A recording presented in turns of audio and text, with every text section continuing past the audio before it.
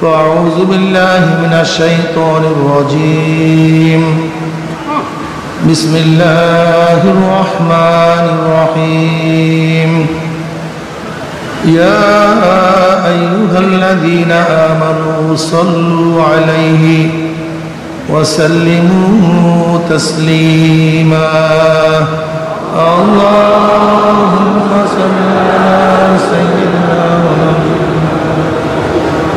وحبيبنا مولانا محمد صلى الله عليه وعلى آله وأصحابه وبارك وسلم اللهم صل على سيدنا وحبيبنا مولانا محمد صلى الله عليه وعلى آله وأصحابه وبارك وسلم اللهم صل على سيدنا وحبيبنا مولانا محمد صلى الله عليه وعلى آله وأصحابه وبارك وسلم أعوذ بالله من الشيطان الرجيم بسم الله الرحمن الرحيم ثم جعلناك على شريعة من الأمر فاتبعها ولا تتبع الذين لا يعلمون صدق الله مولانا العظيم وصدق رسول النبي الكريم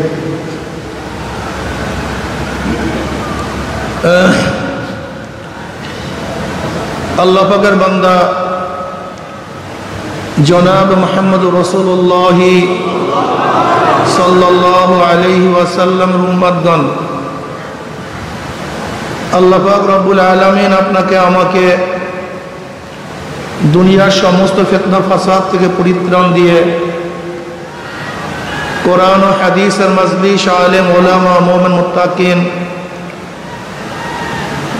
জাকিরিন শাকিরিনদের গুরুত্বপূর্ণ এক দামি মাজলিসে আসার, বসার, বলা, শোনার তৌফিক আল্লাহ পাক দান করছেন। শুকরিয়া পান সবাই বলে আলহামদুলিল্লাহ।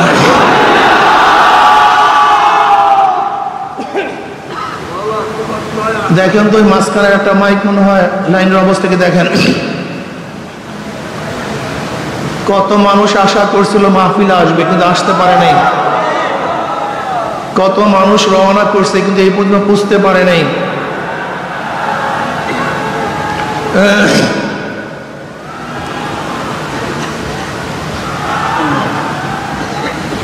কত মানুষ এখানে আসছিল কিন্তু আমরা জানাজা দিয়ে তাদেরকে চিরতরে বিদায় দিয়ে দিছি।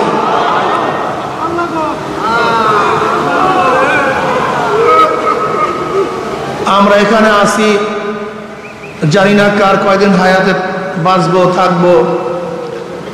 অনেক মানুষ আসছে হসপিটালে অসুস্থ, মাহফিলে বুঝতেও পারে নাই। আল্লাহ পাক রব্বুল আলামিন আপনাকে আমাকে এখনো হায়াতে রেখে, সুস্থ রেখে এই মাহফিলে বসার তৌফিক দান করছেন। শুকরিয়া তান সবাই বলে আলহামদুলিল্লাহ। চরমনাইয়ের ময়দান তো বুঝেন, যারা প্রথম থেকে এই পর্যন্ত আছেন নিশ্চয়ই তারা বুঝতে পারছেন চরমনাই ময়দান কি। চরমনাই ময়দান দুনিয়াবি উদ্দেশ্যে সাজানো হয়নি।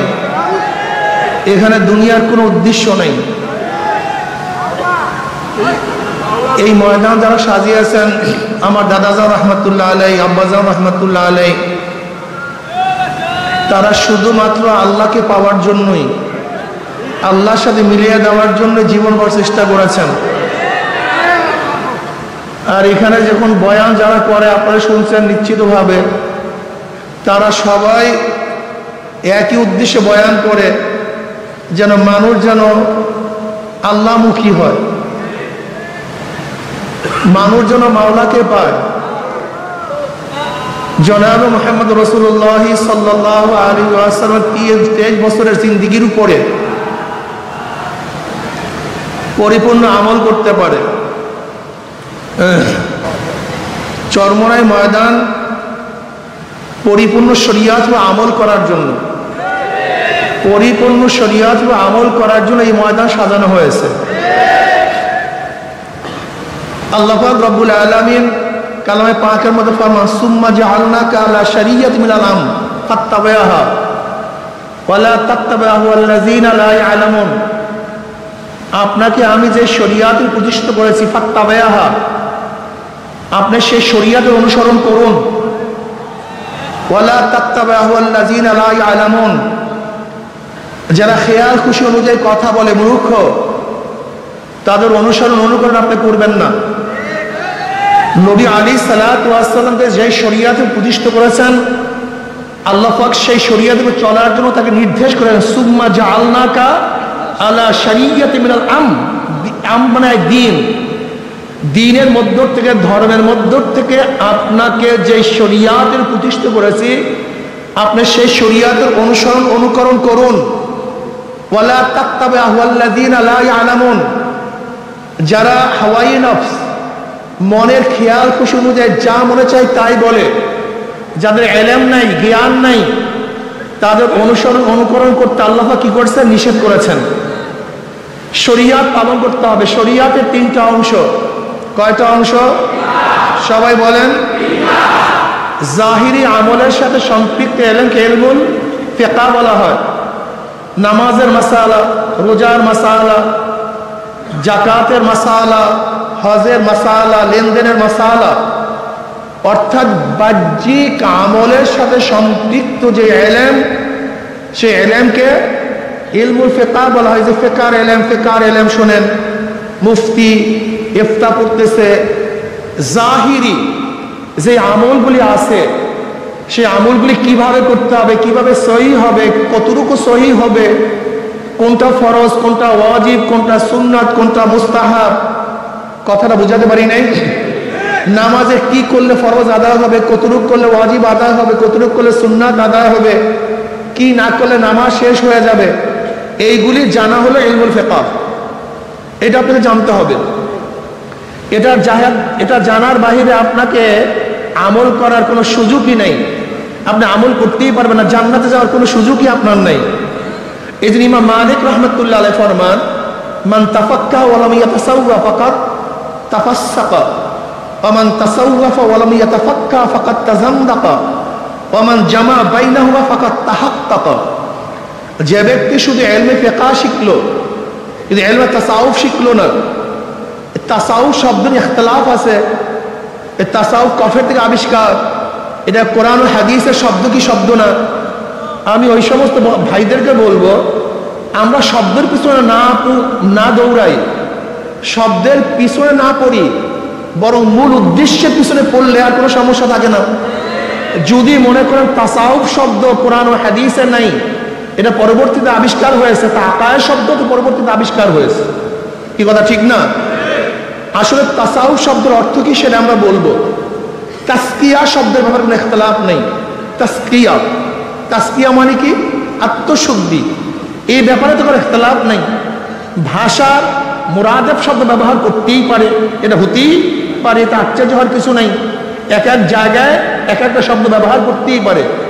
যেন আমরা সালাতকে নামাজ বলি, সমকে রোজা বলি, এতে ইখতিলাফ কিছু নেই, এটা হতে পারে। আরবের মধ্যে এরকম বহু শব্দ আরবরা গায়রে আরবি ব্যবহার করতেন। যেরকম আরবের মধ্যে হাতি ছিল না, হাতির আরবি শব্দ তাদের জানা ছিল না। হাতিকে ফার্সিতে বলে পিল, এটাকে মুআররাব করে কিছু ফিল, পিলের ফিল বানায় দিস, এরকম হতে পারে, এটা আশ্চর্য হওয়ার কিছু নাই। যাই হোক, ইমাম মালিক রাহমাতুল্লাহ আলাইহি বলেন, যেই ব্যক্তি ইলমে ফিকহ শিখলো, ইলমে তাসাউফ শিখলো, সে ফাসিক। সে কি? আমান তাসাওয়াফা ওয়া লাম ইয়াতাফাক্কা ফাকাদ তাযান্দাকা। আর যেই ব্যক্তি ইলমে তাসাউফ শিখলো, ইলমে ফিকহ শিখলো, সে বেঈমান, কাফের। আমান জামা বাইনাহুমা ফাকাদ তাহাক্কাকা। আর যে ব্যক্তি ইলমে ফিকহ, ইলমে তাসাউফ উভয় শিখলো, সে মুহাক্কিক, সেই ঠিক। তা চরমোনাই ময়দানের মধ্যে অবশ্যই আপনাকে ইলমে ফিকহ, ইলমে তাসাউফ উভয় শিখতে হবে, কি কথা ঠিক না? বাহ্যিক ইলমের সাথে সম্পৃক্ত ইলমকে ইলমুল ফিকহ বলা হয়। বিশ্বাসের সাথে সম্পৃক্ত ইলমকে ইলমুল আকায়েদ, ইলমুল কালাম বলা হয়। ইলমুল কালাম কেন বলা হয়? এটা তো আল্লাহ পাকের একটা সিফাত। যেহেতু গোটা দুনিয়ার মধ্যে প্রথম আকায়েদের মাসালা নিয়ে ইখতিলাফ শুরু হয়েছে ইলমুল কালাম, আল্লাহ পাকের কালাম সিফাত নিয়ে। আল্লাহ পাকের কালাম সিফাত এটা হাদিস না কাদিম, বিশাল ইখতিলাফ, সেদিকে আমরা যাব না। যেহেতু আকায়েদের মাসালা প্রথম শুরু হয়েছে কালাম সিফাত নিয়ে, এর জন্য আকায়েদের কিতাবকে কি বলা হয়? ইলমুল কালাম বলা হয়। ইলমুল আকায়েদ, কি বিশ্বাস করলে ঈমান থাকবে, কি বিশ্বাস না করলে ঈমান যাবে, আল্লাহ পাকে কিভাবে বিশ্বাস করতে হবে, তার জাত এবং সিফাত কতটুকু বিশ্বাস করতে হবে। যদি কেউ আল্লাহকে বিশ্বাস করে আল্লাহ পাকের সিফাতকে বিশ্বাস না করে, সে আর মুমিন থাকবে না। যেমন ধরে নেন, আল্লাহকে বিশ্বাস করে ইয়াহুদিরাও, আল্লাহকে বিশ্বাস করে খ্রিস্টানরাও, আল্লাহকে বিশ্বাস করে হিন্দুরাও, আল্লাহকে বিশ্বাস করে মুসলমানরাও। আল্লাহকে বিশ্বাস করার ব্যাপারে কোনো ইখতিলাফ নাই, এদের কার মধ্যে ইখতিলাফ নাই, মতনৈক্য নাই, সবাই মানে আল্লাহ আছে। কি কথা ঠিক না? কিন্তু পার্থক্যটা কোন জায়গায়? যেমন আল্লাহ পাকের এক সিফাত হলো তিনি একক, তৌহিদ, এটা তার একটা সিফাত, মূল সিফাত। কিন্তু খ্রিস্টানরা আল্লাহকে মানে, কিন্তু তার তৌহিদ মানে না, আল্লাহ এক এইটা মানে না, বরং কি মনে করে যে আল্লাহ একজন আছে, আর তার স্ত্রী মারিয়াম তিনিও খোদা, আর তার ছেলে ঈসা সেও কি খোদা। তারা জাত জাত হয়, কেলা গাছের থেকে কি হয়? বাঁশের থেকে, মানুষের থেকে, আল্লাহর থেকে যা হবে তাতে কি হবে? সেটা আল্লাহ হবে। তো খ্রিস্টান জাত জাত থেকে যা হয় সে একই জাত হয়, যেহেতু আল্লাহর ছেলে ঈসা, তার সেও কি হবে? আল্লাহ হবে। তারা আল্লাহকে মানছে কিন্তু আল্লাহর হুদানিয়াত মানে নেই, এই জন্য তারা শিরক, তারা মুশরিক। কি কথা ঠিক না? ইহুদিরা আল্লাহকে মানে, কিন্তু কি ঈসা মানে ওজায়ের ইবনুল্লাহ, ওজায়ের আল্লাহর পুত্র, আল্লাহকে মানে কিন্তু ওজায়ের সন্তান হিসাবে, এই জন্য তারাও মুশরিক। হিন্দুরা আল্লাহকে মানে, কিন্তু আল্লাহ পাকের সমস্ত সিফাত তারা মানে না। যেমন আমরা মনে করি কি আল্লাহুস সামাদ, সমস্ত ক্ষমতার একচ্ছত্র মালিককে, তারা কি বলেন না, ক্ষমতাকে ভাগ করা হয়েছে। জোলা কলার বসন্তের ক্ষমতা কালীর কাছে, বিদ্যা বুদ্ধি দেওয়ার ক্ষমতা সরস্বতীর কাছে, তারা মনে করে ধনী বানাবার এবং না বানাবার ক্ষমতা গণেশের কাছে। আল্লাহকে মানে কিন্তু তার আওসাফ, তার গুণ মানে না। কথাটা বুঝাতে পারি নাই? এর জন্য তার কি হয়ে গেছে? জোরে বলেন, মুশরিক হয়ে গেছে। এরকম মানলে হবে না। কি মানলে, কতটুকু মানলে, কি না মানলে ঈমান থাকবে, কি না মানলে ঈমান যাবে, এই বিদ্যার সাথে সম্পৃক্ত ইলমুল আকায়েদ বলা হয়। এটা জানতে হবে আপনাকে, এটা শিখতে হবে। কেউ আল্লাহকে মানে কিন্তু নবীকে মানে না, সে মুমিন না কাফের? সেও কাফের। কেউ নবীকে মানে কিন্তু নবীর সমস্ত আওসাফকে মানে না, গুণকে মানে না। যেমন কেউ নবীকে মানে কিন্তু নবীরা মাসুম, নবীরা নিষ্পাপ, এইটা মানে না। এরকম আছে কি নাই? নবী মানে কিন্তু নবীর একটা গুণ নিষ্পাপ, মাসুম, এইটা মানে না, সে আহলুস সুন্নাত ওয়াল জামাত থেকে বের হয়ে যাবে। কেউ নবীকে মানে, নিষ্পাপও মানে, কিন্তু শেষ নবী মানে না। কি নবী মানে না? তারা নবীকে মানে, নবী নিষ্পাপ, এই সিফাত, এই গুণও মানে, কিন্তু কোন গুণটা মানে না? শেষ নবীর গুণ মানে না। তারাও বেঈমান, তারা কাফের হয়ে যাবে। কথাটা বুঝাতে পারিনি, খুব ভালো মতো বুঝবেন। কেউ কোরআন মানে কিন্তু কোরআনের মধ্যে তাহরিফ হয়েছে, পরিবর্তন হয়ে গেছে, বিবর্তন হয়ে গেছে, এর মধ্যে সব কোরআন নাই, এরকম যদি কেউ মানে, এরকম কোরআন মানলে হবে না, সেও কাফের হয়ে যাবে। যেমন শিয়ারা কোরআন মানে কিন্তু তাহরিফের সাথে, তারা মনে করে কোরআনের মধ্যে কিছু পরিবর্তন হয়েছে। কথাটা বুঝাতে পারি নাই? এর জন্য আপনাকে অবশ্যই বুঝতে হবে কি মানলে, কি না মানলে, কতটুকু মানলে, কতটুকু না মানলে ঈমান যাবে, ঈমান থাকবে, এটা জানার দরকার আছে কি নাই? কেউ আল্লাহকে মানে কিন্তু আল্লাহর সিফাতকে কোন ওলির মধ্যে মানে, উলুহিয়াত, হুজ্জাতুল বালাগার মধ্যে শাহ ওলিউল্লাহ মুহাদ্দিস রাহমাতুল্লাহ আলাইহি এই উলুহিয়াতের ব্যাপারে বিশাল আলোচনা করছেন। আল্লাহকেও মানে কিন্তু তারা মনে করে কোন ওলির কাছে আল্লাহ পাক তার কিছু গুণ ভাগ করে দিয়ে দেয়। যেমন ওলিরা ইচ্ছা করলে কাউকে হেদায়েত দিতে পারে, ওলিরা ইচ্ছা করলে কাউকে জান্নাত থেকে নাজাত দিতে পারে, ওলিরা ইচ্ছা করলে কাউকে জাহান্নাম থেকে বাঁচাতে পারে। এই যে বিশ্বাস, এই আকীদা যদি কার মধ্যে থাকে, এই উলুহিয়াত, খোদাই গুণ আল্লাহর বাহিরে কার মধ্যে আছে, এরকম বিশ্বাস করলো ঈমানটা আস্তে লিক হয়ে বের হয়ে যায়, ঈমান আর থাকে না। কথাটা বুঝাতে পারি না? এর জন্য ইলমুল আকায়েদ সম্পর্কে আমাদেরকে জানতে হবে। আল্লাহ পাকের আওসাফ এবং জাত উভয় সম্পর্কে মানতে হবে। কেউ আল্লাহকে মানছে কিন্তু নবী আলাইহিস সালাত আনিত বিধানকে মানে না, আনিত বিধানকে মানে না। কারবার শেষ। শুধু নবীকে মানলে হবে না, নবীর আনিত বিধানকে মানতে হবে। এটা আমার প্রদত্ত।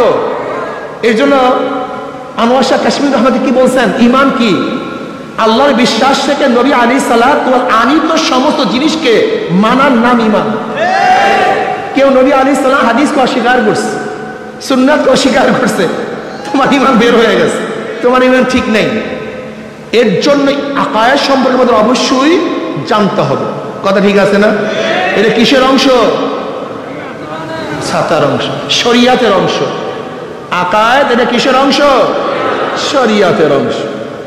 আর একটা হলো বাতিনি আমলের সাথে সম্পৃক্ত। কিসের আমলের সাথে?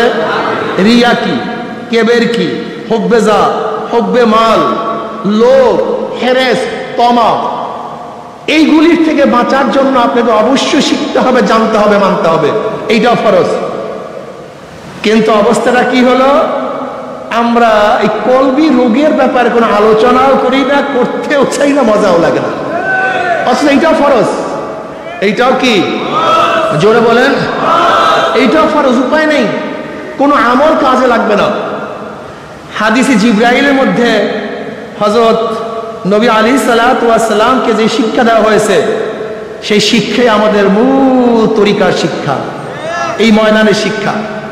وعن عمر بن الخطاب رضي الله تعالى قال بينما نحن عند رسول الله صلى الله عليه وسلم ذات يوم, আমরা নবী আলাইহিস সালাতু ওয়াস সালামের কাছে বসা একদিন, হঠাৎ এক ব্যক্তি আসছে। এক ব্যক্তি আমাদের কাছে আসছে, যার চুল ধবধবে সাদা, যার পোশাক একেবারে সুন্দর ফুরফুরে সাদা পোশাক, যার মধ্যে সফরের কোনো আসর নাই, চিহ্ন নাই। লা ইয়ারহুনা আহাদুন, আমাদের মধ্যে কাকে কেউ চিনিও না। হাত্তা জালাসিলা নবী সাল্লাল্লাহু আলাইহি ওয়াসাল্লাম ফাসনাদা রুকবাতি লিরুকবাতাইহি ওয়া আদা কাফাইহি আলা ফাকিজাইহি ওয়া ক্বালা ইয়া মুহাম্মদ আকবিরনি আনিল ইসলাম।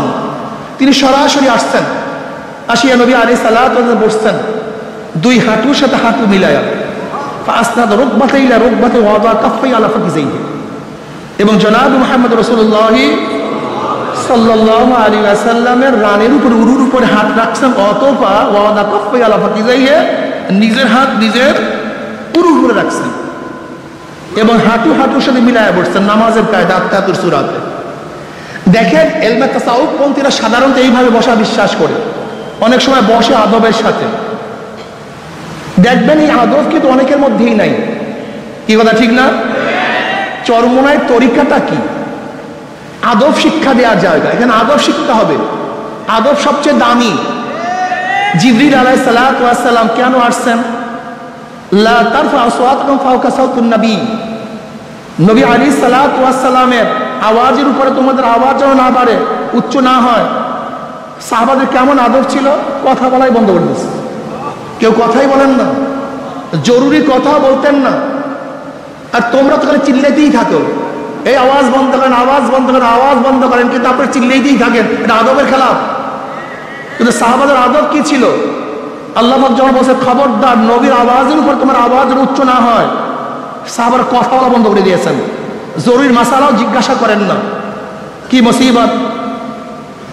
এরপরে জিবরিল আলাইহিস সালাতু ওয়াস সালামকে আল্লাহ পাক পাঠাইলেন, কিভাবে কথা বলতে হবে, কিভাবে জিজ্ঞাসা করতে হবে, প্রয়োজনে মাসালা কিভাবে জিজ্ঞাসা করতে হবে, এটা শিক্ষা দেওয়ার জন্য নবী আলাইহিস সালাতু ওয়াস সালামের কাছে জিবরিল আলাইহিস সালাতু আসছেন, আদবের সাথে বসছেন। এবার বলতেছেন, মুহাম্মদ আখবিরনি আনিল ইসলাম, ইসলাম কি জিনিস আমাকে বলো। নবী আলাইহিস সালাতু আল ইসলামু আন তাশহাদু আল্লা ইলাহা ইল্লাল্লাহ ওয়া আন্না মুহাম্মাদুর রাসূলুল্লাহ ওয়া তুকিমুস সালাত ওয়া তুতিজ যাকাত ওয়া তাসুমু রমাযান ওয়া তাহুজ্জাল বাইতা মান ইসতাতা ইলাইহি সাবিলা। ক্বালা সাদাকতা ফাআজাবনা লাহু ইয়াসআলু ওয়া ইউসাদ্দিকুহু। নবী আলাইহিস সালাতু জবাব দিলেন যে আল্লাহকে এই সাক্ষী দেওয়া, নামাজ কায়েম করা, যাকাত আদায় করা, রমজান মাসে রোজা রাখা, এবং যা সাধ্য আছে মান ইসতাতা ইলাইহি সাবিলা, সে কি করবে? হজ করবে। সাদাকতা, আপনি সত্য কথা বলছেন। ওমর ইবনে খাত্তাব রাদিয়াল্লাহু আনহু ফরমান, আমরা তো আশ্চর্য হয়ে গেছে, যে ব্যক্তি সুয়াল করছে সেই আবার বলছে ঠিকই বলছেন। তার মানে আগের থেকে সে জানে, আগের থেকে এর জবাব তার জানা আছে। এরকম না সে মূর্খ মানুষ, সে শিখার জন্য আসছে, বরং এখানে পরীক্ষা এবং জানাবার জন্য আসছে। জবাব দিলেন। এবার বললেন ফাকবিনি আল ঈমান, ঈমান কি জিনিস? নবী আলাইহিস সালাতু ওয়াস সালাম ফরমান আন তুমিনা বিল্লাহি ওয়া মালাইকাতিহি ওয়া কুতুবিহি ওয়া রুসুলিহি ওয়াল ইয়াউমিল আখির ওয়া তুমিনা বিকদরি খাইরি ওয়া শাররিহি। এই বিশ্বাস করে, এই বিশ্বাস করে, এই বিশ্বাস করা। ক্বালা সাদাকতা। ক্বালা ফাকবিনি আল ইহসান, ইহসান কি জিনিস? নবী আলাইহিস সালাম কি বললেন? আন তা'বুদাল্লাহা কাআন্নাকা তারা ফাইন লাম তাকুন তারাহু ফাইন্নাহু ইয়ারাক। তুমি এমন ভাবে ইবাদত করো মনে হয় যে তুমি আল্লাহকে দেখতেছো। যদি এই হালাত পয়দা না হয়, খেয়াল করে বাংলা তোমাকে দেখতেছে। এবার আসেন, ইসলাম, ঈমান, ইহসান। ইসলাম, ঈমান, ইহসান। ইসলাম বাহ্যিক আমলের নাম, ঈমান বিশ্বাসের নাম, ইহসান তাসাউফের নাম। এই ময়দানের মধ্যে তিনটা জিনিস শিক্ষা দেওয়া হয়। এখানে ঈমানের আলোচনা করা হয়, এখানে বাহ্যিক আমলের আলোচনা করা হয়, এখানে কলবি বিষয়ে আলোচনা করা হয়। কি কথা ঠিক না? কিন্তু আমাদের অনেক জায়গায় দেখা যায় আমলগুলো আস্তে আস্তে নাই। আপনাকে অবশ্যই মনে রাখতে হবে, যারা এখানে আসেন আমার কথা শুনতেছেন, প্রত্যেকে একটা কথা মাথার মধ্যে রাখতে হবে। আপনার সাবজেক্ট 10টা, খবরদার এক সাবজেক্ট হলে ঝুঁকিয়া পড়িয়েন না, অন্য সাবজেক্টে ফেল করিয়েন না। আল্লাহ না করে আপনি এক সাবজেক্টে 100 মার্কস পাইছেন, কিন্তু অন্য সাবজেক্ট যদি ফেল করেন, আপনি পাস না ফেল? আমি দেখছি আমাদের সব প্রবলেমের মূল প্রবলেম এখানে, সমস্ত সমস্যার মূল সমস্যা এখানে। যেই বিষয়ে ধরছি সেই বিষয় নিয়ে আসি, অন্য বিষয় মনেই নয়। এইটাই মূল সমস্যা, আমাদের মূল সমস্যা এখানে। যারা তাসকিয়া নিয়ে আসি, তারা তাসকিয়ার কথা বলি, জিহাদের কথা বলি না। যারা জিহাদ নিয়ে আসি, তারা তাসকিয়ার আলোচনা করি না। যারা তাসকিয়া তাসাউফ নিয়ে আসি, তারা ইলমের কথা বলি না। যারা ইলমের কথা বলি, তারা দাওয়াতের কথা বলি না। যারা দাওয়াতের কথা বলি, তারা জিকিরের কথা বলি না। এই সবই সমস্যা। যারা ইসলাম হুকুমাতের কথা বলি, রাষ্ট্রের মধ্যে নিজের মধ্যে ইসলাম হুকুমাত কায়েম করতে হবে, এটা মনেই নেই, ভুলিয়া গেছি। মূল সমস্যা। আপনি ইসলাম হুকুমাত কায়েম করেন, কিসের ইসলাম হুকুমাত কায়েম করেন? কোথায় করবেন ইসলাম হুকুমাত? কিসের জন্য করবেন ইসলাম হুকুমাত? ইসলাম হুকুমাতের উদ্দেশ্যটা কি? কারণ ইসলাম হুকুমাত করবেন? ইসলামী হুকুমাত করার মূল উদ্দেশ্য ইনফাজে শরিয়া, শরিয়াতকে প্রতিষ্ঠিত করা, শরিয়াতকে নাফেজ করা, শরিয়াতের আইনকে জারি করা। যদি শরিয়াতের আইনকে জারি করার জন্য আপনি ইসলাম হুকুমাত চান, আপনার মধ্যে আপনি ইসলাম হুকুমাত কায়েম করেন না কেন? এই প্রশ্নের জবাব দেন, সামনে বাড়েন। তারপরে সবই জজবা, সবই জজবা। ওই এক সাবজেক্ট মাথার মধ্যে এমন ঢুকছে, অন্য সাবজেক্ট মাথা থেকে বের হয়ে গেছে। এই ব্যক্তির খেয়ালই নাই আজকে যে সাবজেক্ট পরীক্ষা, আগামীকাল আরেকটা সাবজেক্ট পরীক্ষা হবে, এই খেয়ালই নাই। কিন্তু চরমনে ময়দানে যারা আসছেন, খবরদার, ইসলামের মধ্যে যতগুলো বিষয় আছে, মা আতাকুমুর রাসূল ফাকুযুহু ওয়া মা নাহাকুম আনহু ফান্তাহু। মা লফজ আম, উমুমিয়াতের জন্য আসছে। নবী আলাইহিস সালাত 23 বছরের জিন্দেগি যাহা কিছু নিয়ে আসছেন, ফাকুযুহু, ধরে বসো। যাহা থেকে নিষেধ করছেন, ফান্তাহু, ছেড়ে দাও। চরমনে ময়দানে যারা আসবেন, কোন এক বিষয় না, মাথা ঠিক করবেন, চেহারা ঠিক হবে না, চেহারা ঠিক করবেন, পোশাক ঠিক হয় না, পোশাক ঠিক হবে, নামাজ ঠিক হবে না, নামাজ ঠিক হবে, রোজা ঠিক হবে না, রোজা ঠিক হবে, পর্দা ঠিক হবে না, পর্দা ঠিক হবে, মুআমালা ঠিক হবে না। এরকম মুজাহিদ চরমনায় চাই না। মুজাহিদ আছে, নামাজ পড়ে, ওয়াদা খেলাফ করে না, আপনি চরমনায় মুজাহিদ হতে পারেন নাই। আপনি চরমনায় মুজাহিদ, আপনি মিথ্যা কথা বলেন, আপনি ঠিক মতো মুজাহিদ হতে পারেন নাই। আমার তো এবার বয়ানই করতে মনে চায় নাই। গত অগ্রহণে বলেছিলাম কেউ জায়গা রাখবে না, কিন্তু এরপরে জায়গা রাখছেন, এটা বেয়াদবি। আপনি আদমের খেলাফ করছেন। আমি মনে করি হেদায়েত বয়ানের কাছে না, এটা আমার আকীদা, আমার বিশ্বাস। হেদায়েত কে? হেদায়েতের মালিক আল্লাহ। সামনে বসলে হেদায়েত পায় না, সামনে বয়ান শুনলে হেদায়েতের মালা পড়া যায় না। কলবটাকে মাওলার দিকে ঝুঁকাবার পরে হেদায়েত পাওয়া যায়। জায়গা রাখছেন, মারামারি করছেন, অথচ চরমনায় মুজাহিদের উদ্দেশ্য উচিত ছিল ওয়ায়ুসিরুনা আলা আনফুসিহিম ওয়ালাউ কানা বিহিম খাসাসা, নিজের ধ্বংসের মুহূর্তে তার ভাইকে প্রাধান্য দেওয়া, তার ভাইকে সুযোগ করে দেওয়া, তার ভাই খেদমত করা। এই খেদমত আঞ্জাম দিতে পারেন নাই, আপনার চরিত্র গঠন হয় নাই, তবিয়াত গঠন হয় নাই, আপনি ঠিক মতো মুজাহিদ হতে পারেননি। বাবার আখলাকের নাম ইন্নাকা আলা খুলুকিন আযীম। আল্লাহ পাক আমার নবীকে উত্তম চরিত্র দিয়ে দুনিয়াতে প্রেরণ করেছেন। চরিত্র কোথায়? আখলাক কোথায়? আখলাক নাই, চরিত্র নাই, আদব নাই, মোহাব্বত নাই, ভালোবাসা নাই, সফকাত নাই, উলফত নাই, মুসিয়াত নাই। তুমি কেমন চরমনে মুজাহিদ? আমাকে বলো। চরমনে মুজাহিদ দাওয়াত নেই, তাসকিয়া নেই, জিকির আসকার নেই, হবে না। তাসকিয়া সবচেয়ে কঠিন, সবচেয়ে জটিল এবং সবচেয়ে দামি। তাসকিয়া না হলে কোনো আমল কাবেল কবুল না। বুখারীর মধ্যে তুমি রওয়ায়াত দেখো নি, কিয়ামতের ময়দানে আল্লাহ পাক মুজাহিদকে ডাকবে, মুজাহিদ এদিকে আস, কি করছো? আমি এই নিয়ামত দিছি, আল্লাহ তোমার রাস্তায় শহীদ হয়ে গেছে। আল্লাহ বলবেন আমি জানি কেন শহীদ হইস। মানুষ তোকে বীর বলবে, যোদ্ধা বলবে, এই কারণে তুই শহীদ হইস, আমার কাছে কিছু না। আল্লাহ পাক ওকে ধর, ওর হাত আমাদের জাহান্নামের শিকার লাগা, উব্বুর করে টানতে টানতে জাহান্নামে নিক্ষেপ কর।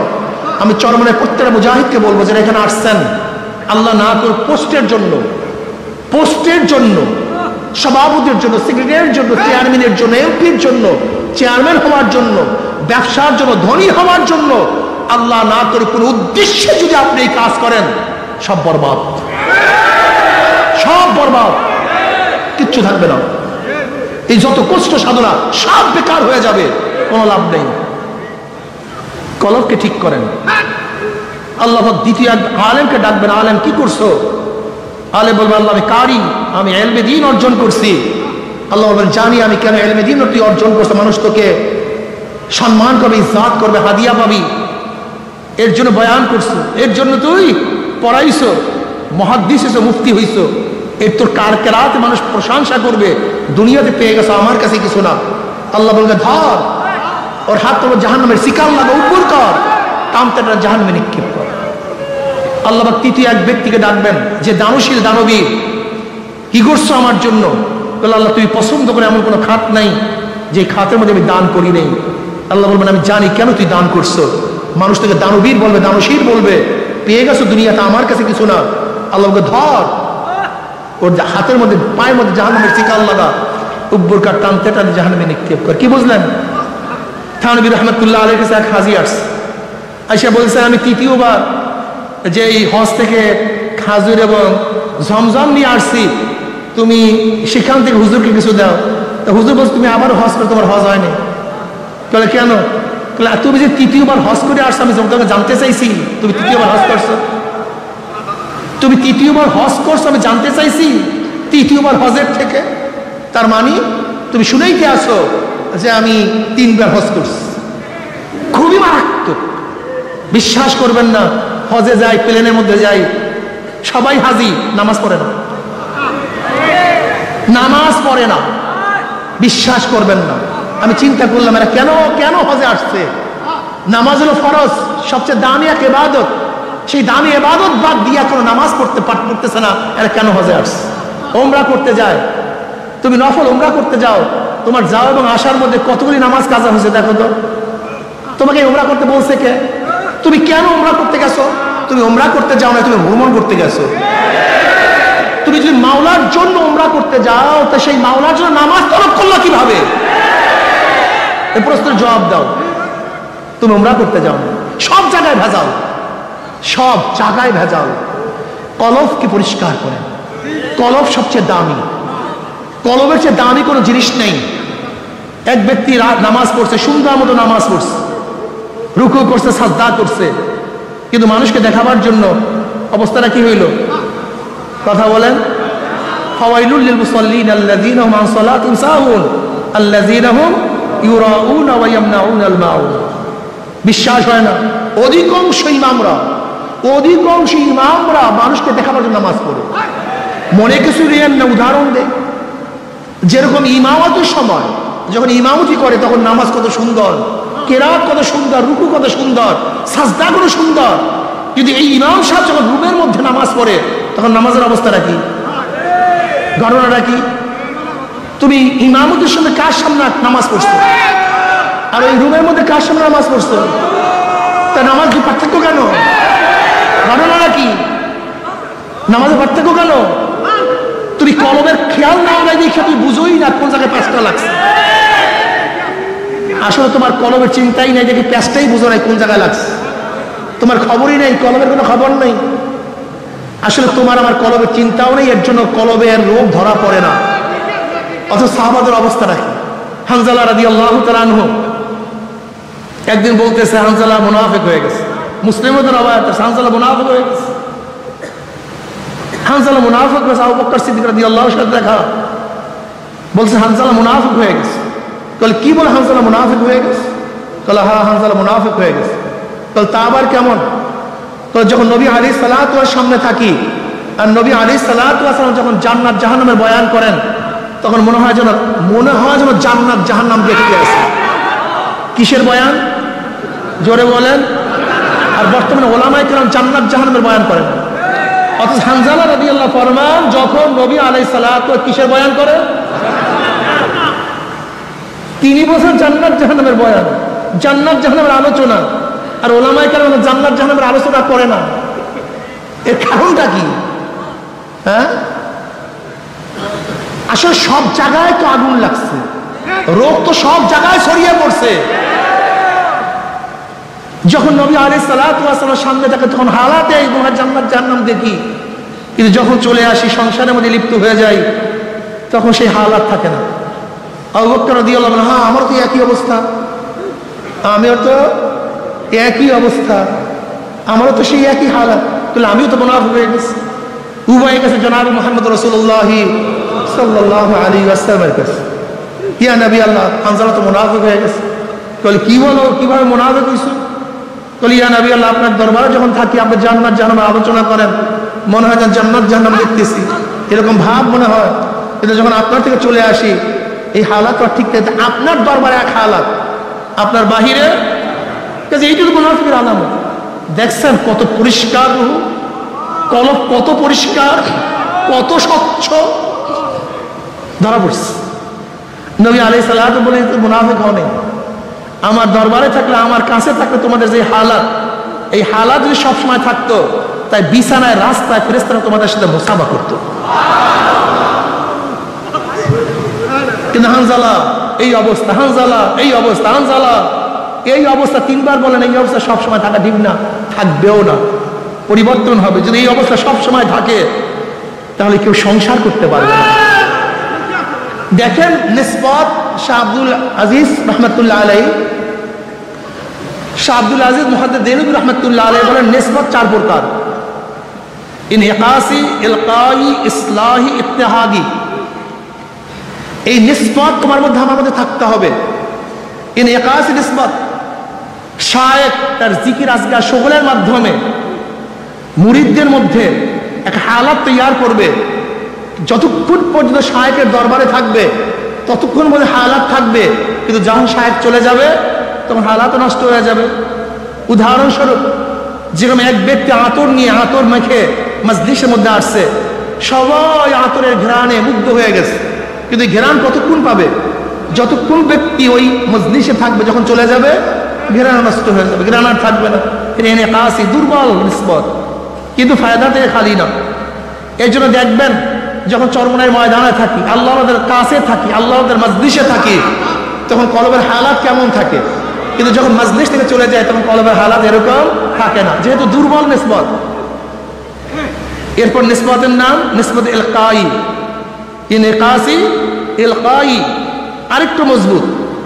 যেমন এক ব্যক্তি আগের থেকে জিকির আজকার, মুশাহাদা, মুরাকাবার মাধ্যমে তার কলবকে তৈয়ার করছে, কিন্তু তার কাছে কোনো আলো ছিল না। যার কাছে আলো আছে তার কাছে গিয়ে তার থেকে আলো নিয়ে আসছে, এখন আলোতে আলোকৃত হয়ে গেছে, কথা ঠিক না? কিন্তু আগের থেকে তৈয়ার ছিল। ঠিক তদ্রুপ যার কলবের মধ্যে আগের থেকে এলমে মারফত, এলমে নূর ছিল, তার সংস্পর্শে যাওয়ার কারণে, এক কলমের সাথে আর এক কলমের লাগার কারণে তার মধ্যে ফারাত করে আগুন জ্বলিয়ে গেছে। যেরকম এক ব্যক্তি আগের থেকে বাটি, কফি, নাশা সবকিছু, তৈল সবকিছু জোগাড় করছে, কিন্তু আগুন ছিল না। যার কাছে আগুন ছিল তার কাছে গেছে, এখন সে একটা খোসা দিয়ে আগুন লাগাই দিয়েছে। এখন তার কাজটা কি? যেন বাতাসের ঝাপটায় আগুন নিভে না যায়, তৈল ফুরিয়ে না যায়। যদি ঠিক মতো তৈল দিতে থাকে, বাতাসের ঝাপটা থেকে হেফাজত করে, তাহলে কি আলো দিতেই থাকবে। ঠিক যখন কোনো শায়েখের দরবারে গিয়ে, শায়েখের নিসবতে গিয়ে তার সেই কলবের মধ্যে ইলমে মারিফাতের আগুন জ্বালায়া দেয়, তখন তার মধ্যে আলো জ্বলতে থাকে, নিসবত পয়দা হতে থাকে। কিন্তু এখন কাজ হলো গুনার ঝাপটা যেন সেই মহাব্বত, সেই নিসবত নষ্ট না হয়। তার সবসময় সতর্ক থাকতে হবে, গুনার থেকে বাঁচতে হবে। এরপর নিসবত ইসলাহি, এটা আরো গভীর এবং আরো শক্তিশালী নিসবত। যেরকম এক ব্যক্তি কুয়া করছে, এই কুয়ার সাথে একটা ড্রেন করছে, ড্রেন নদীর সাথে লাইন লাগাই দিছে। এখন অবস্থাটা কি? সব সময় নদীর থেকে পানি আসতেই থাকবে। সামান্য কোনো ছোট্ট ছোট্ট চাকায় সেই পানি বন্ধ হবে না, কিন্তু ভারী চাকা যদি পড়ে যায় তখন আর পানি আসবে না। ঠিক তদ্রুপ এক ব্যক্তি জিকির আজকার, মুরাকাবা মুশাহাদার মাধ্যমে সে একটা কুয়া খনন করছে, কলবকে তৈয়ার করছে। যে শায়েখের মধ্যে ইলমে মারিফাত আছে, তার কলবের সাথে যখন নিসবত পয়দা হয়ে গেছে, এখন সব সময় সেখান থেকে তার মধ্যে একটা লুজ্জাত, একটা মজা, একটা স্বাদ, একটা মারিফাত আসতে থাকবে। কিন্তু যদি বড় চাকা হারাম কবিরা গুনার মধ্যে পড়িয়া যায়, তখন বড় চাকায় সেই নূর বন্ধ হয়ে যাবে। আর একটা নিসবত ইত্তেহাদি, এক হয়ে যাওয়া। শায়েখ এবং সালেকের মেজাজ, মন সব কি হয়ে যাওয়া? এক হয়ে যাওয়া। যেরকম আবু বকর সিদ্দিক রাদিয়াল্লাহু তাআলা আনহু এবং নবী আলাইহিস সালাতু ওয়াস সালামের মধ্যে নিসবত ছিল নিসবত ইত্তেহাদি। তার মত এবং আবু বকর রাদিয়াল্লাহু মত সম্পূর্ণ এক। যেরকম বদরের ময়দানে যারা বন্দী হয়েছে তাদের ব্যাপারে কি ফয়সালা হবে, এক এক সাহাবী এক এক মত দিছে, কিন্তু জনাব মুহাম্মদ রাসূলুল্লাহ সাল্লাল্লাহু আলাইহি ওয়াসাল্লাম যে মত ছিল, আবু বকর রাদিয়াল্লাহু মত হুবহু এক, কিন্তু এক জায়গায় ছিলেন না। হুদায়বিয়া সন্ধির সময় সমস্ত সাহাবারা এক মত পেশ করছে, কিন্তু আবু বকর সিদ্দিক রাদিয়াল্লাহু ভিন্ন খিবার মধ্যে ছিলেন, কিন্তু তাও তিনিও সোলার কথা বলছেন। নবী আলাইহিস সালাতু ওয়াস সালাম কি কথা বলছেন? সোলার কথা বলছেন। নিসবত ইত্তেহাদি এক। শাহ ওয়ালি মুহাদ্দিস দিলবি রাহমাতুল্লাহ আলাইহি নিসবত ইত্তেহাদির একটা বয়ান করছেন, যে অনেকেই বুঝবেন না, খাস করে যারা আহলে জাহের, এই বসেন, যারা আহলে জাহের, তারা এই নিসবত বোঝা খুবই কঠিন, খুবই কঠিন, এটা বোঝা খুবই কঠিন। তিনি শাহ আহমদ সেরহেন রহমতুল্লাহ আলাই, যিনি মুজাদ্দিদ আল ফিসান রহমতুল্লাহ আলাই, মুজাদ্দিদ আল ফিসান রহমতুল্লাহ নাম আহমদ সেরহেন, যা শায়ে করে বাকিবিল্লাহ রহমতুল্লাহ আলাই। এই বাকিবিল্লাহ রহমতুল্লাহ আলাইর এক শাগির্দ ছিল নান ভাই তানম বাকিবিল্লাহ। হযরত বাকিবিল্লাহ রহমতুল্লাহ আলাই তার দরবারে একবার মেহমান আসছে, কিন্তু তার কাছে এরকম কোনো জিনিস ছিল না তাদেরকে মেহমানদারি করাবেন। খুব ব্যস্ত হয়ে গেছেন, কিভাবে মেহমানদারি করাবেন। এর মধ্যে নান ভাই তার শাগির্দ হযরতের চেহারা দেখে বুঝতে পারছেন যে হযরত খুব পেরেশান অবস্থায় আছে। নান ভাই টুকি ভরিয়া রুটি, হালুয়া, ভাজি, যা কিছু প্রয়োজন সব কিছু ভরপুর নিয়ে আস। নান ভাই যখন মেহমানদারি করালেন, হুজুর খুবই খুশি হইস। খুশি হওয়ার পরে বলতেছেন, তুমি আমার কাছে কি চাও? তাহলে হুজুর আপনার মতো হইতে চাই। তাহলে অন্য কিছু চাও? তাহলে না হুজুর আপনার মতো হইতে চাই। তাহলে না অন্য কিছু চাও? তাহলে না হুজুর আপনার মতো হইতে চাই। তাহলে সহ্য করতে পারবে না? না হুজুর আপনার মতো হইতে চাই। এরবার হযরত তাকে রুমের মধ্যে নিয়ে তাওয়াজ্জু দিয়েছেন। তাওয়াজ্জু দেওয়ার পর অবস্থাটা কি হয়েছে, নান ভাই এবং বাকিবিল্লাহ রহমতুল্লাহ আলাইহি একই সাথে হুজরাত থেকে বের হয়েছে, প্রায় চেহারা সমান হয়ে গেছে। কিন্তু পার্থক্যটা কি ছিল? নান ভাই হুশে ছিল না, আর বাকিবিল্লাহ রহমত হুশে ছিলেন। এইটার তাহকিক করছেন, ফাআখাযানি ফাগাত্তানি ফাআরসালানি হাত্তা বালাগা বিন্নি জুহদু কেন ধরছেন, কেন চাপ দিছেন? ফারুসমালানি, আমাকে ছেড়ে দিয়েছেন। নবী আলাইহিস সালাতু ওয়াস সালাম, জিবরাইল আলাইহিস সালাতু ওয়াস সালাম ধরছেন, চাপ দিছেন, বলেন ইকরা। কাল মা না বিকারিয়ান, আমি তো পড়তে পারি না। ফাখাযানি ফাকাত্তানি হাত্তা বালাগা মিনাল জুহদু, আমার মধ্যে মানে কষ্ট উসিয়া গেছে, জন্মে ঢুকছে, এরপরে আর কষ্ট সহ্য করার মতো ক্ষমতা আমার মধ্যে ছিল না। ফারসালান, আমাকে ছেড়ে দিয়েছেন। এবার বলেন ইকরা, আমি বলে মা না বিকারিয়ান, আমি তো পড়তে পারি না। আবারও ধরছেন, আবারও চাপ দিছেন, বলেন ইকরা, তাহলে আমি তো পড়তে পারি না। আবারও ধরছেন, আবারও চাপ দিছেন, বলে আমি তো পড়তে পারি না। 3 বার চাপ দেওয়ার পরে ইকরা বিসমি রাব্বিকাল্লাযী খালাক পড়া শুরু করছেন। এই যে চাপ দিছেন, এটার নাম কি? তাওয়াজ্জুহ। এইটার নাম কি? তাই 3 বার দিলেন কেন? যদি জিবরাইল আলাইহিস সালাতু ওয়াস সালাম একই সাথে তাওয়াজ্জুহ দিতেন, তাহলে হয়তো বা হিতে বিপরীত হতে পারত। আস্তে আস্তে আস্তে আস্তে তরবিয়া দিয়েছেন। ঠিক যার মধ্যে লোড দেওয়ার ক্ষমতা নাই, একসাথে যদি তাকে লোড দেওয়া হয়, যেমন এক ব্যক্তির আগে 24টা 25টা 30টা ইট টানতে পারে, কিন্তু নতুন করে ব্যক্তির উপরে যদি এরকম ইট চাপিয়ে দেওয়া হয়, অবস্থাটা কি হবে? কিন্তু অভ্যাস যদি করে, কথা বলেন না কেন? এই অনেকেই মনে করেন যে অনেকের মধ্যে হালাত হয়, আমার মধ্যে কেন হালাত হয় না, সাহাবাদের মধ্যে কেন হালাত হয় না, নবী আলাইহিস সালাতু ওয়াস সালাম হালাত হয় না। আসলে সবাই ভুল করতেছেন। হালাত হয় না এটা কে বলছে আপনাকে? আপনার তো আসলে খবরই নেই। যখন ফাতরাতে ওহী হয়েছে, ওহী বন্ধ হয়ে গেছে, নবী আলাইহিস কি করছেন? বারবার পাহাড়ে উঠছেন, বারবার নিজেকে হালাক করার জন্য চেষ্টা করছেন। যখন হালাক করবেন, জিবরিল কি বলছেন? খবরদার, আপনি সত্য নবী, আপনি সত্য নবী। এটা বুখারীর মধ্যে রাওয়ায়াত আছে। হালাত পয়দা হয়নি। নবী আলাইহিস সালাতু ওয়াস সালাম যখন দুনিয়া থেকে বিদায় হয়ে গেছেন, নবী আলাইহিস সালাতু ওয়াস সালাম দুনিয়া থেকে বিদায় হয়ে গেছেন, ওমর রাদিয়াল্লাহু হালাত কি ছিল? উমারের মতো বুঝদার লোক, নবী আলাইহিস সালাতু ওয়াস সালাম ফরমান, বুখারীর মধ্যে রাওয়ায়াত আছে, উমার বলেও ঠিক, বোঝেও ঠিক। উমার বলেও ঠিক, তা নবী আলাইহিস সালাতু ওয়াস সালাম বিদায়, এটা বোঝেন না তিনি? ঘটনাটা কি? বুখারীর মধ্যে রাওয়ায়াত আছে, উমার বোঝেও ঠিক, বলেও ঠিক। তা নবী আলাইহিস সালাতু ওয়াস সালাম দুনিয়াতে বিদায় হয়ে গেছেন, নাঙ্গা তলোয়ার নিয়ে ঘুরতেছে। যদি কোনো জায়গায় কেউ কথা বলে, তোমরা কি বলো, নবী কি মৃত্যুবরণ হইতে বলো নাকি? যদি নবী মৃত্যুবরণ করছে এই কথা বলো, তাহলে আমি তাকে কতল করে ফেলবো। নবী মৃত্যুবরণ করেন নাই। কোথায় গেছে? যেটা মূসা আলাইহিস সালাতু ওয়াস সালাম তুর পাহাড়ে গেছেন, আবার ফিরে আসছেন। নবী আলাইহিস সালাতু ওয়াস সালাম মাওলা দিদারে গেছেন, আবার ফিরে আসবেন। কে বলছে? যেমন তেমন মানুষ না, ওমরের মতো লোক। আমাকে বলুন, ওমরের মতো লোক যদি নাঙ্গা তলোয়ার নিয়ে ঘুরতে পারে, যে নবী ইন্তেকাল করেন নাই, এমনকি আবু বকর রাদিয়াল্লাহু তাআলা আসছেন, নবী আলাইহিস সালাতু ওয়াস সালামের ইয়ামানি চাদরের মধ্যে ঢাকা ছিল।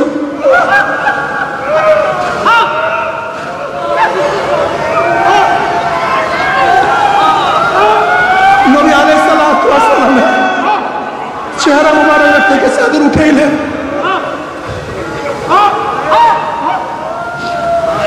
চেহারা মধ্যে চুম্বন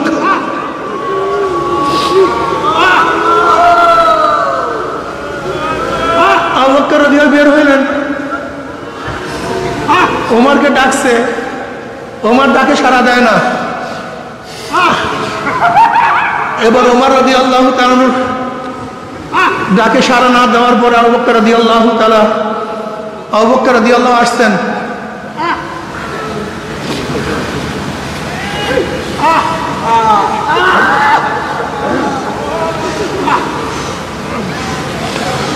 তোমরা যারা মুহাম্মদ সাল্লাল্লাহু আলাইহি ওয়াসাল্লাম ইবাদত করো, তিনি তো মরে গেছেন, কদ মাতা। আর যারা আল্লাহ পাকের ইবাদত করো, সে তো জিন্দা, লা ইয়ামুত।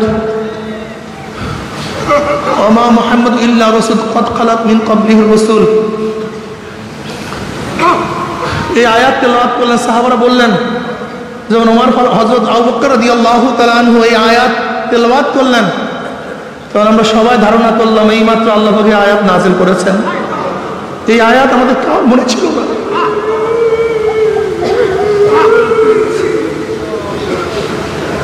আব্দুল ইবনে আব্বাস রাদিয়াল্লাহু আনহু আমাদের কার মনে ছিল না যে আয়াত নাযিল হচ্ছে? আমরা সবাই ভুলে গেছি। সাহাবাদের মধ্যে আয়াতের কথা ভুলে যায়, নবী আলাইহিস সালাম দ্বিতীয়তে নাই বিশ্বাস করতে না পারে। বুঝো তাদের হালাতটা কি। অথচ আমাদের মধ্যে হালাত এখন আর নাই। কার মধ্যে হালাত পয়দা হলে আমরা মানতে পারি না। আসমার মধ্যে আবু বকর রাদিয়াল্লাহু তাআলা আনহুমার থেকে রওয়ায়াত আসছে, বুখারীর মধ্যে রওয়ায়াত। তুমি কি দেখো নাই নবী আলাইহিস সালাতু ওয়াস সালাম খুতবা দেওয়ার জন্য দাঁড়াইলেন। নবী আলাইহিস সালাতু ওয়াস সালাম কবরে বয়ান শুরু করলেন। দাজ্জাল মুসলিমুনা দাজ্জাতান, দাজ্জাল মুসলিমুনা দাজ্জাতান। মুসলমানদের মধ্যে চিল্লাচিল্লি শুরু হয়ে গেছে, হায়বাস শুরু হয়ে গেছে, কান্নাকাটি শুরু হয়ে গেছে। নাসাইর মধ্যে রওয়ায়াত আসছে, রাবি বলেন মুসলমানদের চিল্লাচিল্লির কারণে, কান্নাকাটির কারণে নবী আলাইহিস সালাতু কি বয়ান করতেছিলেন আমরা শুনতেছিলাম না। তা সাহাবাদের মধ্যে কি চিল্লাচিল্লি হয় নাই, কান্নাকাটি হয় নাই? এমনকি এমন কান্নাকাটি যে নবী আলাইহিস সালাতু ওয়াস সালাম কি বয়ান করতেছিলেন সেটা আমরা শুনতেছিলাম না। নাসাইর মধ্যে রওয়ায়াত আসছে, রাবি বলেন যখন নবী আলাইহিস সালাতু বয়ান শেষ, কান্নাকাটিও শেষ হয়ে গেছে, কাছে থাকা একজনকে আমি প্রশ্ন করলাম, নবী আলাইহিস সালাতু ওয়াস সালাম এমন কি বয়ান করছেন সাহাবাদের মধ্যে পেরেশানি, হায়বাস শুরু হয়ে গেছে। তখন রাবি বলতেছেন নবী আলাইহিস সালাতু ওয়াস সালাম এই বয়ান করছেন অচিরেই কবরের মধ্যে দাজ্জালের ফিতনার মধ্যে ফিতনার সম্মুখীন হতে হবে। এই বয়ানের কারণে সাহাবাদের মধ্যে কান্নাকাটি রোল পড়ছে। আজকে আমাদের মধ্যে কান্নাকাটির রোল নেই, হায়বাস নেই, চিল্লাচিল্লি নেই। এর কারণটা কি? আসলে কলমের খবর নাই পাগল, কলমের চিন্তা নাই তোমার মধ্যে আমার মধ্যে। আমাদের সমস্যা এখানে, কলমের চিন্তা নাই, কলমের কোনো খবর নাই, শুধু দুনিয়া দুনিয়া, দুনিয়ার পাগল হয়ে গেছে। দেখো জনাব মুহাম্মদ রাসূলুল্লাহ সাল্লাল্লাহু আলাইহি ওয়াসাল্লামকে জিবরিল আলাইহিস সালাতু ওয়াস সালাম নতুন করে শিক্ষা দেওয়ার জন্য আসেন নাই। নবী আলাইহিস সালাতু ওয়াস সালাম তো কামেল ছিলেন। নবী তো তখন থেকে নবী যখন আদম আলাইহিস সালাতু ওয়াস সালাম মাটি এবং পানির মধ্যে ছিলেন। কিন্তু এখানে জিবরিল আলাইহিস কি করেছেন, যেহেতু নবী আলাইহিস সালাতু ওয়াস সালাম হেরার মধ্যে 6 মাস ইবাদতের মগ্ন থাকার কারণে ইবাদতের মধ্যে গালেব হয়ে গেছে, রিসালাতের চিন্তা তার থেকে অনেকটা চাপা পড়ে গেছে। এর জন্য জিবরিল আলাইহিস সালাতু ওয়াস সালাম তার উপরে রিসালাতের যে দায়িত্ব আছে সেটা জাগ্রত করার জন্য, সেটা কি করার জন্য? জাগ্রত করার জন্য চাপ মারছেন। যেরকম কোন সুন্দরী ব্যক্তি কোনোদিন আয়না দেখে নাই, কোনোদিন আয়না দেখে না, হঠাৎ যদি আয়না দেখে দেখে আমি এত সুন্দর, এত আকর্ষণীয় আমার চেহারা, আয়না কি নতুন চেহারা সৃষ্টি করছে না প্রকাশ করছে? জোরে বলেন। চেহারা তো আগের থেকেই ছিল, আয়না তার চেহারাকে প্রকাশ করছে, কথা ঠিক না? ঠিক আমাদের মধ্যে হাজারো গুণ আছে, হাজারো মালাকা আছে। আমি বিশ্বাস করছি আন্নাসু মাআদিনু কামাআদিনিজ যাহাবি ওয়াল ফিদ্দা খিয়ারুন ফিল জাহিলিyyah খিয়ারুন ফিল ইসলাম ইযা ফাকিহু। আমি বিশ্বাস করি এই মানুষগুলি, নবী আলাইহিস সালাতু কি বলেছেন, প্রত্যেকটা মানুষ স্বর্ণ এবং রূপার খনির মতো খনি। আন্নাসু মাআদিনু কামাআদিনিজ যাহাবি ওয়াল ফিদ্দা, এটা প্রত্যেকটা খনি। হাজারো স্বর্ণের টুকরা আজকে ময়লার মধ্যে, হাজারো স্বর্ণের টুকরা কাদার মধ্যে, হাজারো স্বর্ণের টুকরা আজকে নর্দমার মধ্যে। আমি বিশ্বাস করি আজকে যদি দিনের আলো দিয়ে, দিনের পানি দিয়ে, শরিয়াতের পানি দিয়ে সেই স্বর্ণের টুকরাগুলিকে আবার ধোয়া হয়, আবার চকমক চকমক করতে থাকবে। যে আবরণ পড়ছে কলিমার মধ্যে, এই আবরণটাকে দূর করা যায়। সব স্বর্ণের টুকরা, সব মানি, সব হীরা, সব পান্না, সব কাউসার, সব ইয়াকুত যদি ঠিক মতো কলমটাকে ধৌত করতে পারি, পরিষ্কার করতে পারি, দেখবা তুমি কত সুন্দর, তুমি কত সুন্দর, তুমি আশরাফুল মাখলুকাত, তুমি সমস্ত সৃষ্টির সেরা। তোমাকে মাওলা শুধু দুনিয়ার জন্য বানান নাই, টাকার জন্য বানান নাই, পয়সার জন্য বানান নাই।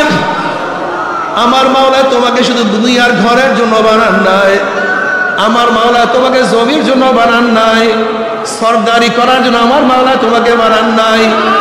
যদি কলবটাকে পরিষ্কার করতে পারো, তোকে দেখতে পারবা আমার মাওলা তোমার মধ্যে তার মহাব্বত দেওয়ার জন্য সৃষ্টি করেছেন। এই মহাব্বত অন্য কেউ ধারণ করতে পারে না। আমার মাওলার মহাব্বত পাথর পাহাড় ওজন করতে পারে না। আমার মাওলার মহাব্বত আসমান সহ্য করতে পারে না। আমার মাওলার মহাব্বত জমিন সহ্য করতে পারে না। আমার মাওলার মহাব্বত পানি সহ্য করতে পারে না। আমার মাওলার ভালোবাসা ফেরেশতা সহ্য করতে পারে না। আমার মাওলার মহাব্বত একমাত্র মানুষ সহ্য করতে পারে।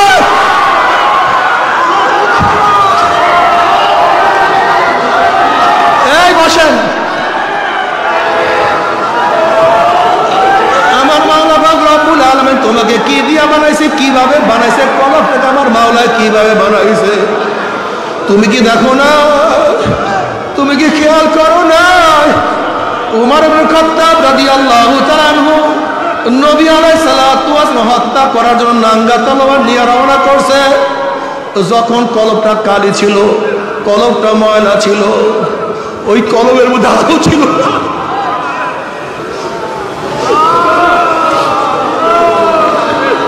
যখন কলবটা নর্দমার ময়লার মধ্যে ছিল, তখন ওই কলম আমার নবী কি ও চিনতে পারে না, আমার নবীর মর্যাদা বুঝতে পারে না।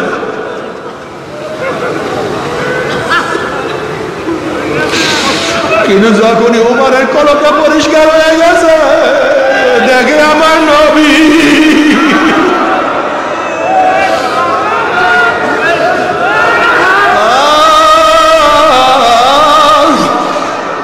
নবী আলাইহিস সালাতু ওয়াস সালাম ফরমান লা ইউমিনু আহাদুকুম হাত্তা কুনা হাব্বা ইলাইহি মিন ওয়ালিদিহি ওয়া ওয়ালাদিহি ওয়ান নাসি আজমাইন। বুখারীর মধ্যে রওয়ায়াত আছে লা ইউমিনু আহাদুকুম, তোমরা কেউ মুমিন হতে পারবে না, একটাও মুমিন হতে পারবে না, কেউ ঈমানের স্বাদ ভোগ করতে পারবে না। ঈমানের মজা, ঈমানের লজ্জা, হালাওয়াত ঈমান কার মধ্যে তোমাদের আসবে না? ঈমান থাকবে, মজা পাবা না। লা ইউমিনু আহাদুকুম হাত্তা কুনা আহাব্বা ইলাইহি মিন ওয়ালিদিহি ওয়া ওয়ালাদিহি ওয়ান নাসি আজমাইন।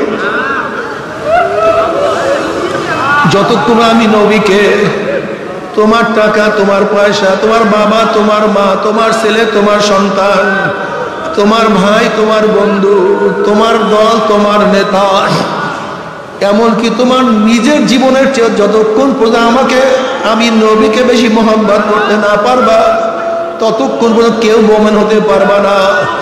উমর ইবনে খাত্তাব রাদিয়াল্লাহু ফরমান ইয়া নবী আল্লাহ, ইয়া রাসূলুল্লাহ, আমি খুব খেয়াল করিয়া দেখছি, আমি আমার বাবার চেয়ে, আমার মার চেয়ে, আমার টাকা, আমার পয়সা, সব কিছুর চেয়ে আমি তোমাকে বেশি মহব্বত করি, কিন্তু ও নবী, আমার জীবনের চেয়ে তোমাকে বেশি মহব্বত করতে পারি না। নবী আলাইহিস সালাতু বলেন ওমর, যতক্ষণ পর্যন্ত তোমার জীবনের চেয়ে আমাকে বেশি মহব্বত না করবা, ততক্ষণ মুমিন হতে পারবা না। ওমর ইবনে খাত্তাব রাদিয়াল্লাহু আনহু ইয়া নবী আল্লাহ, ইয়া রাসূল, আমি আল্লাহর কসম করে বলতে আছি, এখন আমার জীবনের চেয়ে আমি আপনাকে অনেক বেশি মহব্বত করি।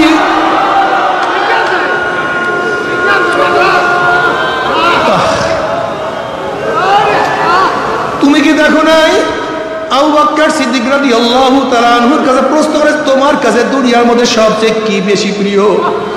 আবু বকর রাদিয়াল্লাহু বললেন, নবীজি, আপনার চেহারার দিকে তাকায়া থাকা আমার কাছে সবচেয়ে বেশি প্রিয়।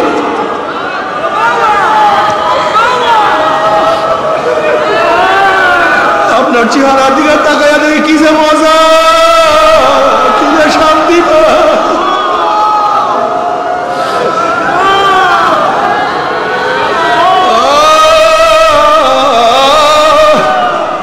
তুমি কি দেখো নাই যখন কলবটা পরিষ্কার হয়ে গেছে, খুবাইব রাদিয়াল্লাহু তাআলা অবস্থাটা কি? খুবাইব রাদিয়াল্লাহু তাআলাকে যখন বন্দি করা অবস্থায় রাখা হয়েছে। হারেসের মেয়ে বলতে আছে, এত উত্তম বন্দি আমি কোনোদিন দেখি নাই। খোবাইবকে বন্ধ করছি, কিন্তু দেখি তার হাতের মধ্যে তাজা খাজুর, তাজা আঙ্গুরের থোক না, অথচ আমাদের এলাকার মধ্যে কোনো আঙ্গুর নাই, কিন্তু সে তাজা আঙ্গুর খাইতে আছে।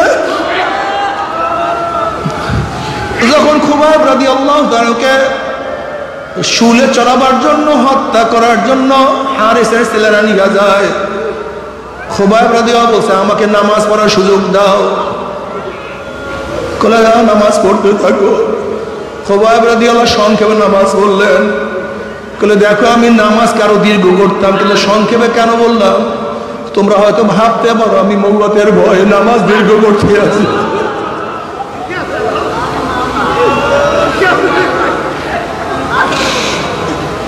এবার খুবাইব রাদিয়াল্লাহু তাআলা চেহারাটাকে অন্যদিকে ফিরাবার চেষ্টা করতে আছে। তিনি চেহারা বারবার কাবার দিকে ফিরাইতে আছে, কিন্তু কাফেররা তাকে কাবার দিকে চেহারা রাখবে না।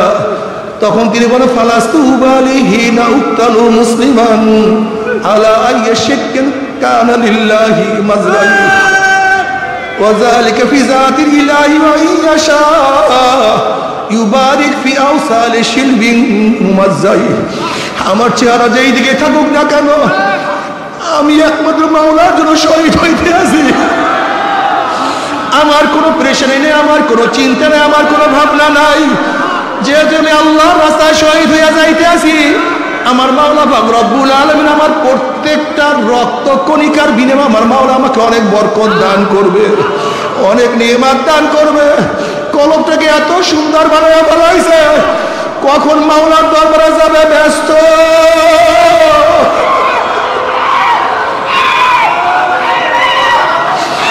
আমি আমার মাওলার সাথে কখন মুলাকাত করবে, কখন সাক্ষাৎ করবো, আল্লাহ তুমি কবুল করিয়া দাও।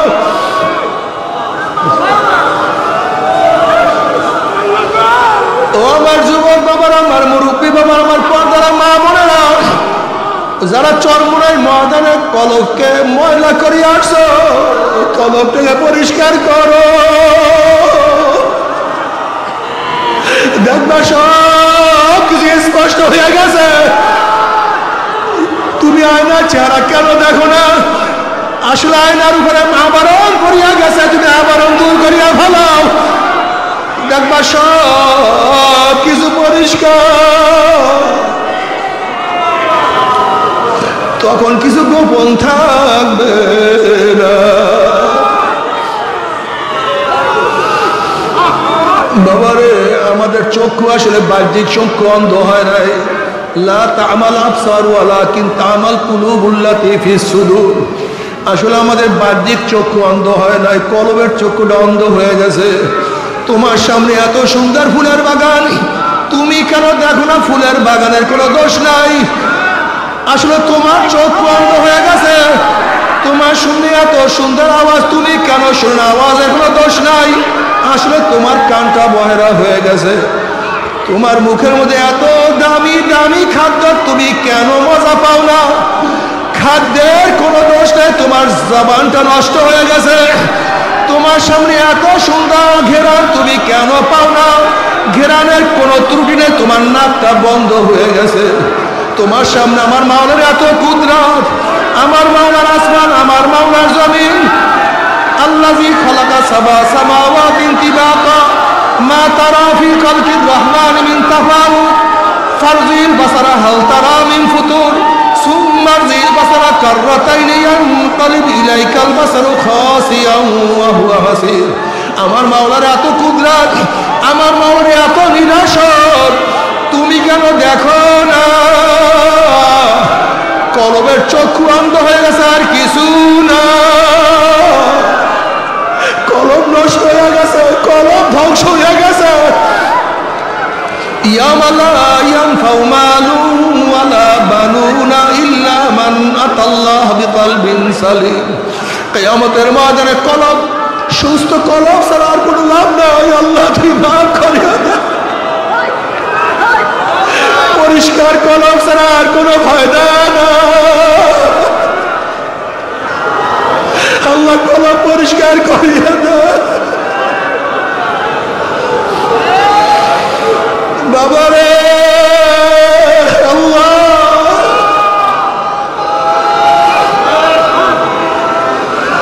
কলব পরিষ্কার না করিয়া ডাক দিও না আল্লাহ।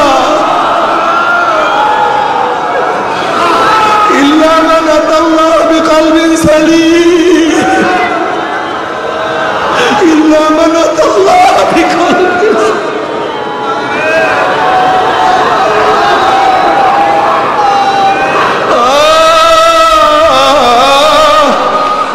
তুমি কি দেখো ওমারের কলব পরিষ্কার হয়ে গেছে? ওমার আওয়াজ দেয় মদিনায়, আওয়াজ পুষিয়া যায় পারস্যের মধ্যে। ওরে বেলাল হাটে জমিনের মধ্যে, পার আওয়াজ আরশের মধ্যে।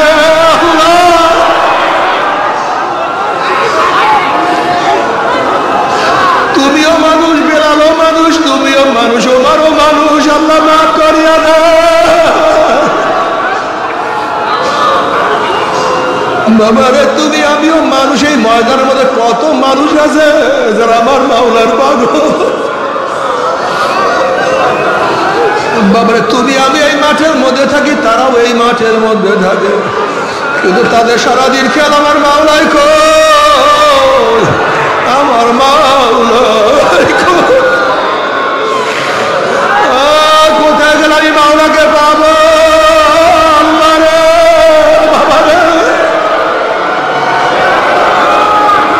তুমি আমিও মানুষ, মঈনুদ্দিন চিশতিও মানুষ, তুমি আমি মানুষ, রশিদ আহমদ গঙ্গিও মানুষ, তুমি আমিও মানুষ, কারি ইব্রাহিম রহমাতুল্লাহ মানুষ, তুমি আমি মানুষ, আল্লাহর কুতুবে সাদ রহমাতুল্লাহ মানুষ, তুমি আমি মানুষ, ফজলুল করিম রহমাতুল্লাহ মানুষ। আল্লাহ তাদের মাধ্যমে আমার মাওলা কত কলমের মধ্যে আগুন ধরাইয়া দিছে, তাদের মাধ্যমে আমার মাওলা কত কলবকে পরিষ্কার করাইছে। আল্লাহ তুমি কবুল করিয়া নাও বাবারে। মাওলাকে রাজি খুশি না করিয়া কেউ মাওলার কবরে যাইও না। আল্লাহ আমাদের প্রত্যেকের কলমের মধ্যে মারিফতের নূরের বাতি জ্বালায়া দেন বাবারা। যারা নতুন চরমনার ময়দানে আসছো, যারা চরমনার ময়দানে নতুন আসছো, ওরা আমার মাওলার কাছে কান্দ আর মাওলাকে ডাক দাও আল্লাহ। ওরা মাওলাকে ডাকো আল্লাহ, ডাক দাও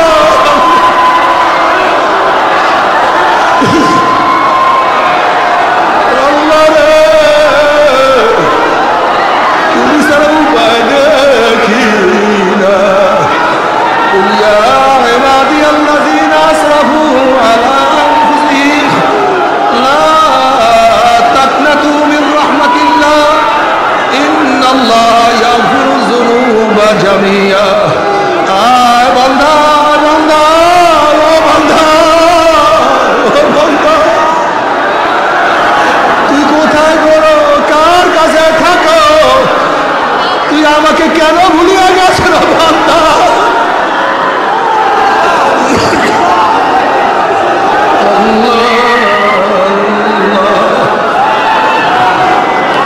ও বান্দা, আমি তোকে বানাইছি আমার পরিচয় পাওয়ার জন্য। ও বান্দা, আমি তোকে বানাইছি আমার মহাব্বত পাওয়ার জন্য। ও বান্দা, আমি তোকে বানাইছি আমার ভালোবাসার জন্য। বান্দা, আমি তোকে মহাব্বত করি, তুই আমাকে ভালোবাসবি বান্দা রে।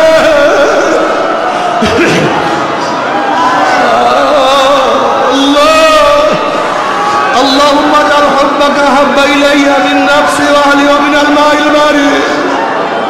اللهم اجعل حبك احب الي، اللهم اجعل حبك احب الي من نفسي واهلي ومن الماء البارد.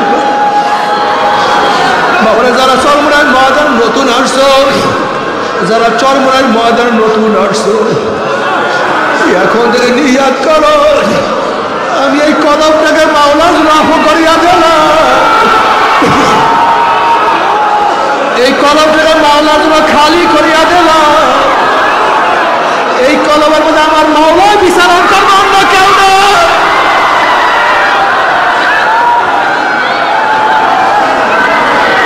এই কলম আমার মাওলার জন্য, এই দেল আমার মাওলার জন্য।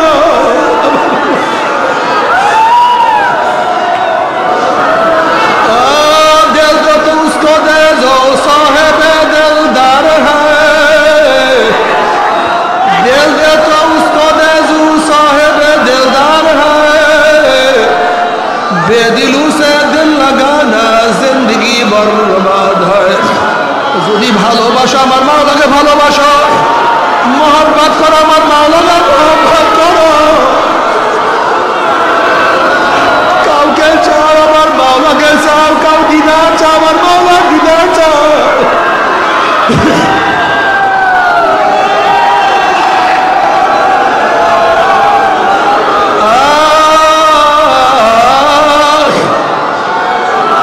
কিয়ামতের মাঠে আমার মাওলার অবস্থাটা কেমন হবে? আমার মাওলা কালামে পাকের মধ্যে ফরমান, ইয়াউমা লা ইউযিল্লাহুন নাবিয়্যা ওয়াল্লাযীনা আমানু মা নূরুহুম ইয়াসআ বাইনা আইদিহিম ওয়া বিআইমানিহিম ইয়াকুলুনা রাব্বানা আতমিম লানা নূরানা ওয়াগফির লানা ইন্নাকা আলা কুল্লি শাইইন কাদির। কিয়ামতের মাঠে আল্লাহ পাকের বান্দা বান্দির ডাইনে নূর, বামে নূর, সামনে নূর, পিছনে নূর, নূর আলা নূর, নূর আলা নূর। আল্লাহ বসেন, বসেন, বসেন, বসেন, বসেন। লা ইলাহা ইল্লাল্লাহ, লা ইলাহা ইল্লাল্লাহ। আলোকিত জীবনের সন্ধানে এসেছি।